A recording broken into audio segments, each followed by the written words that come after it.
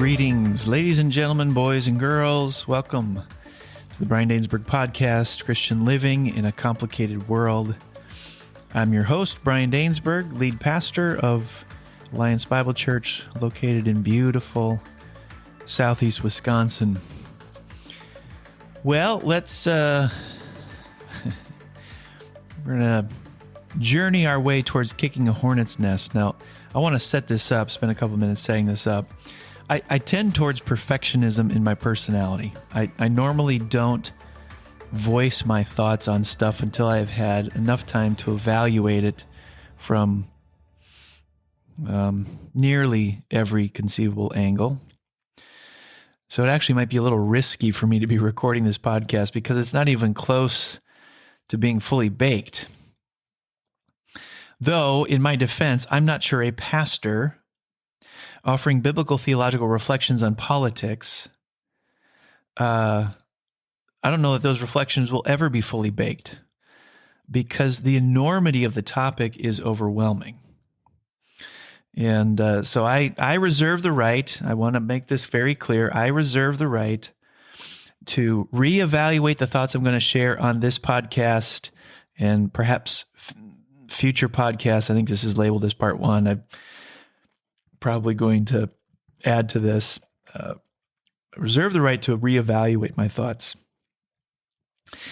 shared on this podcast and to tweak or change them in the future.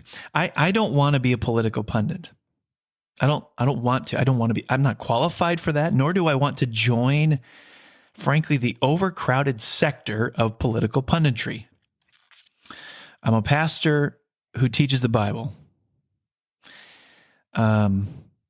But politics has become a widespread topic and a hot one.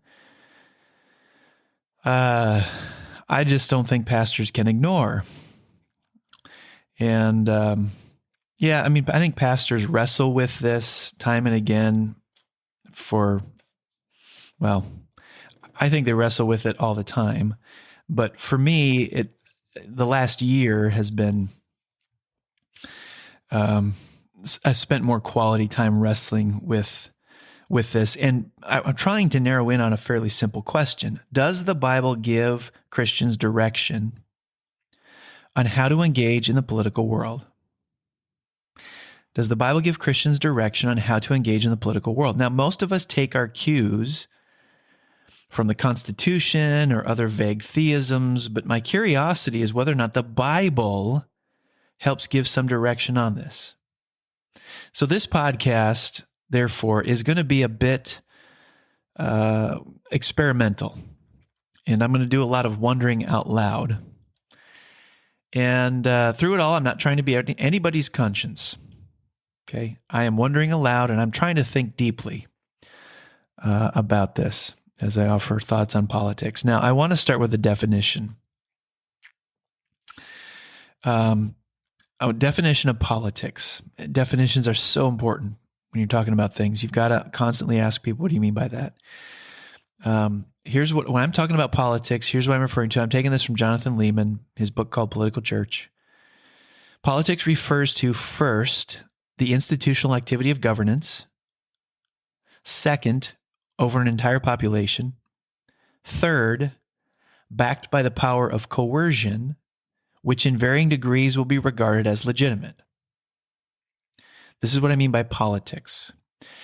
Politics refers to the institutional activity of governance over an entire population, backed by the power of coercion, which in varying degrees will be regarded as legitimate. So I needed to flesh out an example in my own head to make sure I've got clarity on that. Speed limit laws and enforcement. Okay, so politics is first of all an institutional activity of governance. All right, there is a group of people somewhere, frankly, I don't know how it works, that exercise the governing activity of establishing the 25 mile per hour speed limit on the road I live on. That is, there was an institutional activity of governance.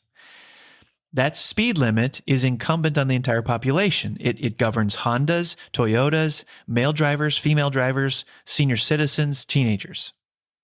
And the speed limit is backed by the power of coercion. That is, it is enforced through law enforcement officers who may dispense tickets and fines, however the rule book goes. They can dispense those things as coercion to bind the speed limit code on the entire population. Now, it's important to remember this definition of politics as I proceed through this. Politics refers to the institutional activity of governance over an entire population backed by the power of coercion, which in varying degrees will be regarded as legitimate. Now, what I want to do is offer three initial thoughts.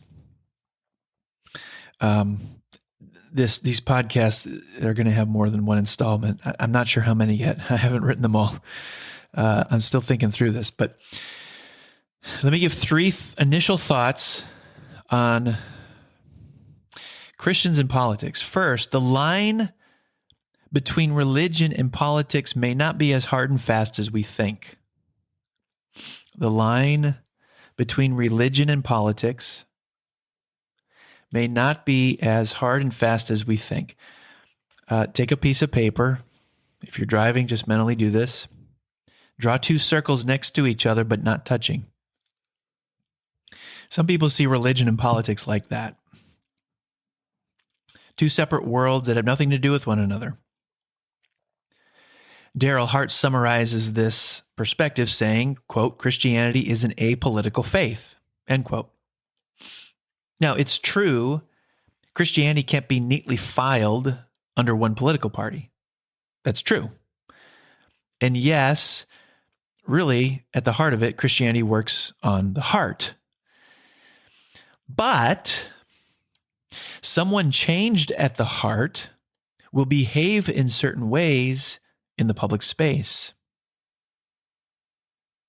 At that point in time, has their faith become political?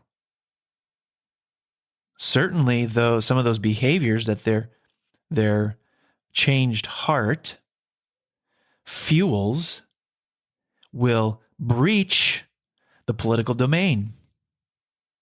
So can religion and politics really be separated, with politics quarantined to one part of the person or one part of life, and religions quarantined to another?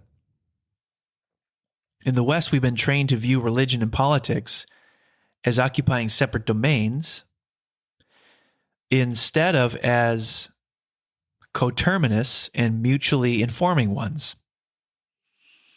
Now, just to hint that there's a problem with drawing a hard and fast distinction between religion and politics where the two never interact with each other. What does one do if you're a Christian with abortion and gay marriage? What do you do with it? Take this farther. Is there such a thing as spiritual or religious neutrality? Now, if not, if there is no such thing as spiritual or religious neutrality, I think we'd have to say that every law or constitution establishes some religion or religions. More importantly, do the scriptures teach the concept of religious neutrality? Personally, I don't believe it does. That is, I think the Bible teaches all of humanity is inescapably religious. The Bible talks about the gods of the nations. If you don't have the God of the Bible or the covenant God with Israel, you have a God of the nation. Now, of course, what one means by religious is important to define at this point too. And I am boiling this down, by the way. Entire anthologies have been written to try to flesh that out. What do I mean by religious? Well, at its root, a religion is a way of seeing the world, and it provides recommendations for how to live in it. That's religion. Some may use sacred texts to determine that, others will not. But all have a particular way of seeing the world and provide recommendations for how to live in it. That is, all people are religious. Therefore, I don't think religious neutrality is either a biblical category, nor is it even functionally attainable. All people by default are religious. Use a different label if you like. It functions all the same way. All people have a way of seeing the world and provide recommendations for how to live in it. This is where Martin Luther's definition of a God is helpful. He writes this: a God is the term for that to which we are to look for all good and in which we are to find refuge in all need. Therefore, to have a God is nothing else than to trust and believe in that one with your whole heart. And then he goes on, he says this: anything on which your heart relies and depends, I say that is really your God. By this definition, everybody has a God. Everybody has a God, something that they worship, something that justifies them, something that claims the first fruits of their income, that commands their obedience. So, can we say religion and politics occupy completely different spaces? Now, any given political commitment might be driven by a person's double-minded commitment to several gods at once. And people of the same religion, listen carefully, people of the same religion might disagree on a multitude of political decisions, because the path from religious principle to policy application is complicated. But I would say that our spiritual commitments, whether godly or ungodly, are always the drivers. The public square, the political world, then, is nothing more or less than a battleground of gods, each vying to push the levers of power in its favor.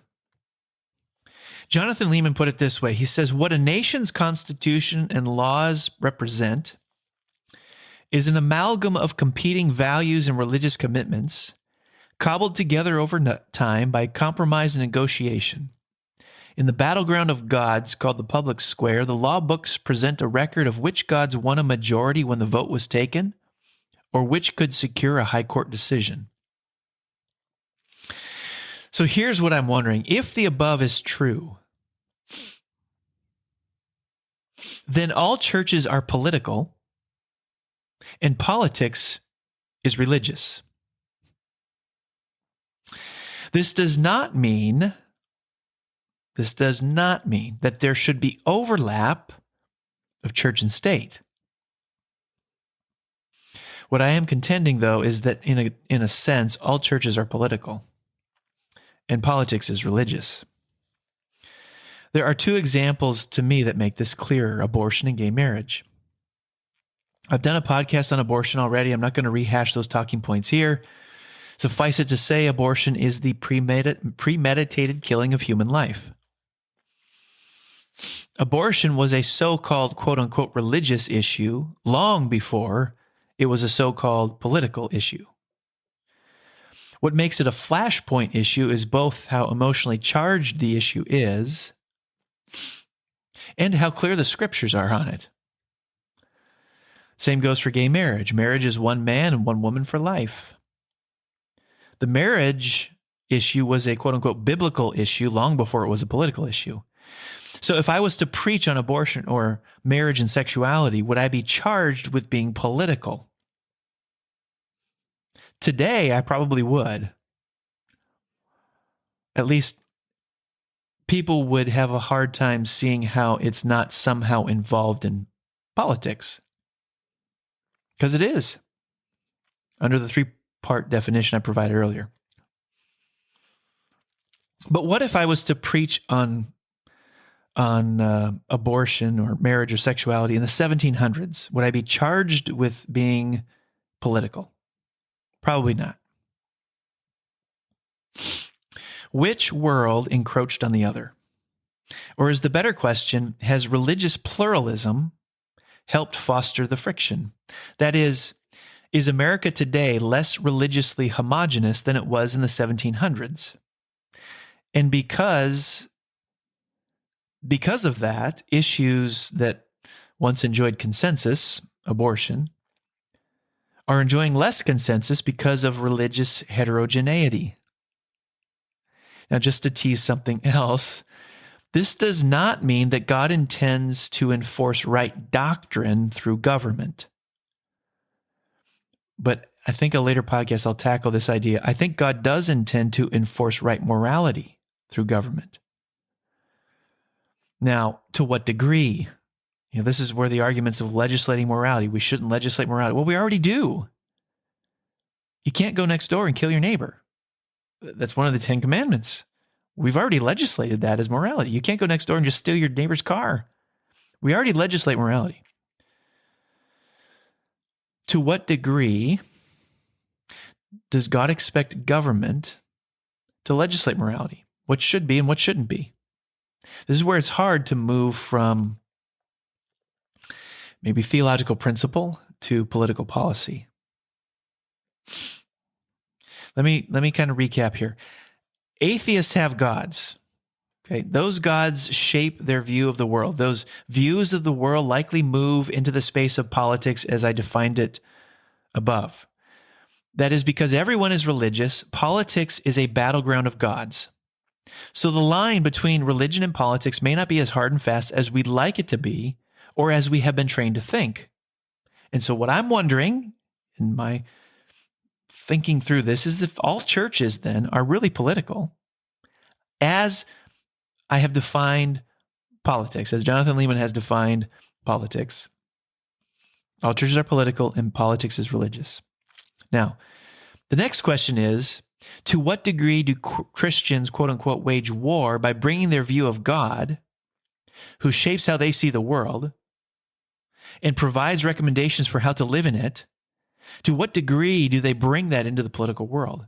And to what degree does the institutional church do the same? Or to restate it differently, it is pretty clear that all people are inescapably religious. We all have gods, whether that be the God of the Bible or Muhammad or money or sexual pleasure or social influence. We all have gods. Those gods shape how we view the world and thus how we view the institutional activity of governance over an entire population backed by the power of coercion. That's my first thought. Second, I'm wondering if this is a starting point for prioritizing religio-political views. Here's what I mean by this. Christians are inescapably political. By virtue of how we see the world, hopefully based on careful study of the Bible, we make appeals for how the institutional activity of governance over the population, backed by the power of coercion, is to function. Now, let me be careful about this. The Bible does not proscribe a particular form of government. It does not say a democratic republic is the only way to appropriately organize government, or a monarchy is the only way to organize government. It doesn't deal with how government is set up. It doesn't deal with forms of government. It does say something to governing leaders and how they are to conduct themselves. It says a lot about that, who they should be, what they should do. And I think it does say something about laws. So if you are able, you can write this down. Write these words down in order: justice, law, governing authorities. Here's what I mean by each of those three. By justice, I mean biblical justice. Now, granted, that is a massive landscape to survey. A good place to start, however, is the law of Moses. One of the things the law of Moses accomplishes is reveal to us the nature of God's character. The law he handed to Israel wasn't random and arbitrary. It was an outworking of his essence and being. And we know God is perfectly just. So if we want to know what justice is, start there. Start with the law of Moses, which, by the way, is the only flawless codified system of law ever possessed by humanity. This is what I mean by justice. It's justice according to the Bible. It's justice according to the character of God, not the way the word justice is thrown around today. It's justice according to the Bible. It's justice according to the character of God. The second concept is law.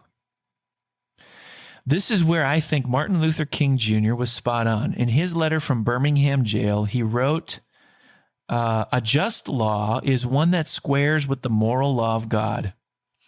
King was processing what human laws are just and what human laws are unjust. His argument, and I think he's right, is that a just human law is one that squares with the moral law of God.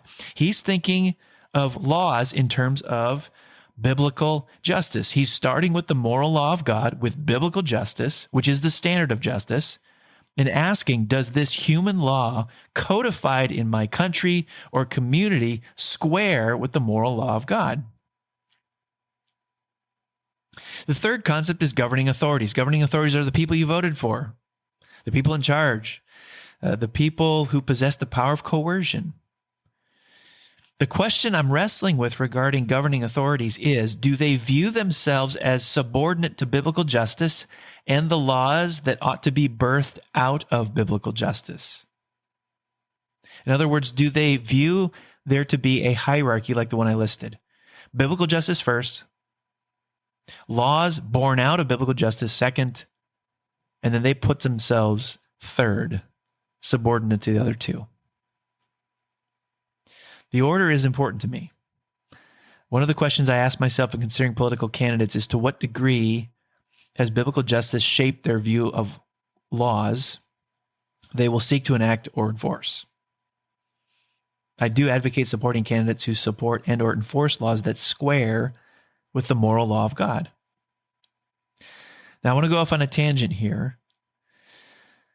Not all laws carry equal moral weight. Some laws are more important to me than others. As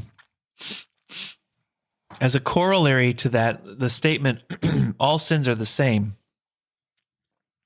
Sometimes you'll hear people say that. All sins are the same. A sin is a sin is a sin, as if there's no differentiation.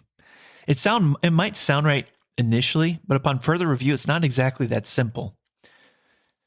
Are all sins the same? Well, yes and no. I mean, consider these two verses. James 2, for whoever keeps the whole law and yet stumbles at just one point is guilty of breaking all of it. Or Galatians 3, for all who rely on the works of the law are under a curse, as it is written, curses everyone who does not continue to do everything written in the book of the law. Taken together, these verses say just one sin, no matter how small, makes us guilty before God and deserving of his justice. So coveting your neighbor's boat and killing your neighbor are the same. Both sins make us guilty before God. But that's not all Scripture says about it. In the law of Moses, if someone was found guilty of premeditated murder, they were to be put to death. That's born out of the Noahic covenant, which is, in my view, still in place. And we'll come back to that another episode. If someone was found guilty of stealing, they were to pay back what they owed. My question is this: if all sins are the same, why is there a difference in the severity of the consequences? There's a difference in the severity of the consequences because there is a sense in which not all sins are the same. Jesus understood sins to have categories. Speaking to Pontius Pilate, he said, "You would have no power over me if it were not given to you from above. Therefore, the one who handed me over to you is guilty of a greater sin." Jesus himself is saying Judas is guilty of a greater sin than Pontius Pilate. So there's a sense in which all sins are not the same. So on one level, coveting your neighbor's boat and killing him are the same. They both make us guilty before God and deserving of his justice. But on another level, they are not the same because some sins more than others disrupt our relationship with other people and God to a greater degree. This is why I would say that not all laws carry equal moral weight. Some laws are more important to me than others. Which ones? Well,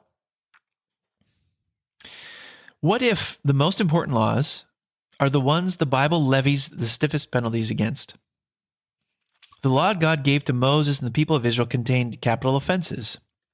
Murder, rape, and human trafficking were sins that received some of the harshest penalties under the law of Moses.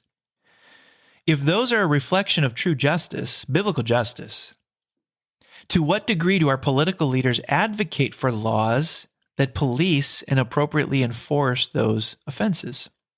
Now, let me pause here. The thoughtful Christian is thinking, yes, but the law of Moses has been replaced by the new covenant. Well, yes and no. Some aspects to it have been, but others have not. I think the Ten Commandments are still in effect. The moral law of God, as Martin Luther King Jr. referred to it.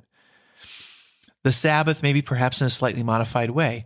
The thoughtful Christian will come back again and say, yes, but wasn't the law of Moses designed to police God's covenant community? And today, that covenant community is the church, not secular government or any geopolitical nation. My response is yes.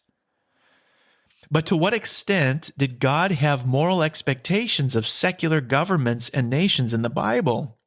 Think Sodom and Gomorrah. Perhaps I'll explicate that more later.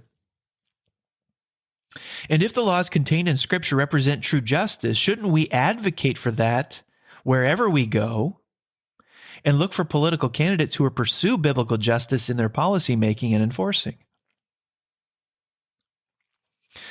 Once again, the line between religious and political is not as hard and fast as we may like to think. Let me offer one more thought briefly. We need to remember in all this, because I'm going to keep pushing into this a little bit. We need to remember, though, in all of this, the limits of just laws. Just laws that square with the moral law of God are good. They're an expression of true justice anchored, tethered to the character of God. But there are limits to just laws. Thinking God's thoughts after him and imaging Christ to the world will never be achieved through the establishment and enforcement of just laws. The Bible's storyline couldn't be clearer on that. What the law of Moses was unable to do, Jesus does through his work and spirit. This is why politics is secondary to the mission of the church. This is why I'd rather see my neighbor converted to Christ than to my political point of view. There will be Republicans and Democrats in hell. Everybody is inescapably religious. Thus, politics is religious. Christians ought to work through sanctioned channels to shape the moral landscape of their nation, advocating for biblical justice, doing the work of prioritizing their values according to the perceived priority of Scripture. Yes, do that work. But we must remember that true moral reformation happens when people are united to Christ by faith and are changed from the inside out. Personal conversion is a more powerful society-shaping event than passing legislation. That's not to say we don't seek to pass legislation that squares with the moral law of God, as MLK advocated. But the deeper transformation occurs in the hearts of people who get converted to Christ. Yes, we advocate for just laws, laws that square with the moral law of God, but we have to remember the limits of just laws. Remember the limits of just laws. Okay, that's enough rambling for now. It'll be interesting to see how these reflections weather the test of time. Will I agree with myself 5 years from now? I don't know. Time will tell. Thanks for tuning in, and we'll see you next time.